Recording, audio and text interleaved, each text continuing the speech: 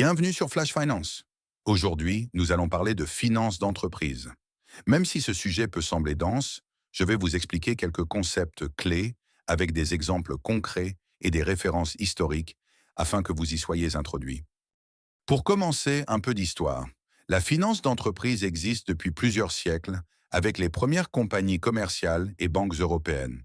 La Compagnie néerlandaise des Indes orientales, fondée en 1602, est souvent considérée comme la première entreprise à émettre des actions pour lever des fonds auprès du public.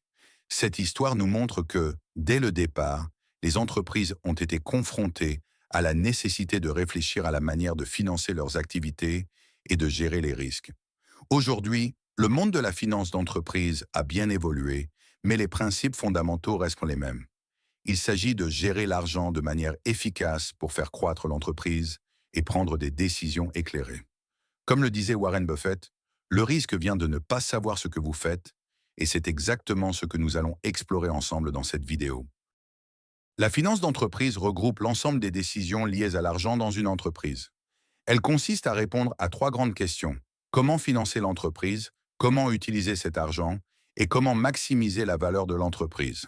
Pour illustrer, Peter Drucker, célèbre théoricien du management, expliquait que la gestion consiste à faire les choses correctement. Le leadership consiste à faire les bonnes choses. La finance d'entreprise combine ces deux aspects. Il ne suffit pas de gérer correctement l'argent, il faut aussi prendre les bonnes décisions pour assurer la croissance et la durabilité de l'entreprise. Pour financer ses activités, une entreprise dispose de plusieurs options. Elle peut utiliser ses propres ressources, appelées fonds propres, c'est-à-dire l'argent que les propriétaires ou actionnaires investissent dans l'entreprise. Par exemple, une start-up peut démarrer avec un capital de 10 000 euros apporté par ses fondateurs.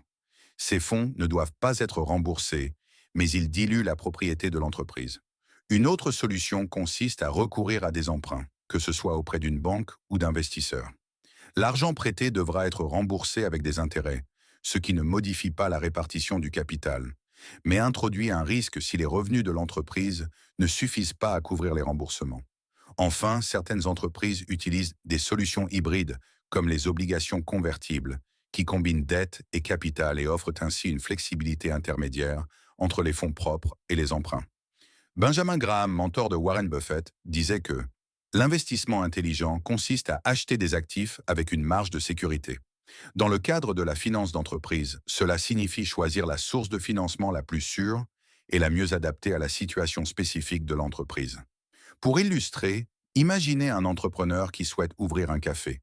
Il doit décider s'il utilise ses économies personnelles, s'il emprunte à la banque ou s'il combine ces deux solutions. Chaque option comporte ses avantages et ses risques, et il est essentiel de les comprendre avant de prendre une décision. Une fois que l'entreprise dispose des fonds nécessaires, elle doit déterminer où investir cet argent.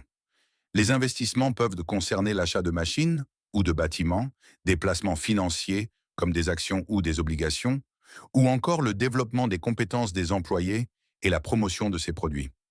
Pour évaluer si un investissement est judicieux, les entreprises utilisent des indicateurs financiers tels que le retour sur investissement ou la valeur actuelle nette. Ces indicateurs permettent de savoir si le projet générera plus de revenus qu'il ne coûtera. Prenons un exemple concret. Une pâtisserie décide d'investir 5 000 euros dans un nouveau four plus performant. Il faut alors calculer combien de gâteaux supplémentaires elle pourra produire et combien ses ventes rapporteront. Ce type de calcul guide la décision et permet d'investir de manière réfléchie. John Maynard Keynes, célèbre économiste, affirmait que les investisseurs à long terme prospèrent en comprenant la valeur fondamentale des actifs plutôt qu'en suivant les modes du moment. Cela montre bien l'importance de comprendre en profondeur chaque investissement avant de s'engager. Investir comporte toujours des risques, et la finance d'entreprise consiste également à savoir les gérer. Les risques peuvent être financiers, comme une hausse des taux d'intérêt ou la faillite d'un partenaire commercial. Ils peuvent être opérationnels, comme une panne de machine ou la perte de clients importants. Ils peuvent enfin être stratégiques, par exemple lorsqu'une entreprise prend une décision de lancement de produits qui ne rencontrent pas le succès escompté. Pour limiter ces risques, les entreprises diversifient leurs investissements, assurent leurs biens et conservent un fonds de sécurité pour faire face aux imprévus. Warren Buffett rappelait que ne jamais perdre d'argent et ne jamais oublier la première règle. La gestion du risque est donc essentielle pour qu'une entreprise survive et continue de se développer sur le long terme. Enfin, l'objectif ultime de la finance d'entreprise est de maximiser la valeur de l'entreprise. Chaque décision financière doit contribuer à rendre l'entreprise plus rentable et durable. Par exemple, un investissement coûteux dans une machine ne doit être envisagé que s'il permet de générer plus de revenus sur le long terme que ce qu'il a coûté.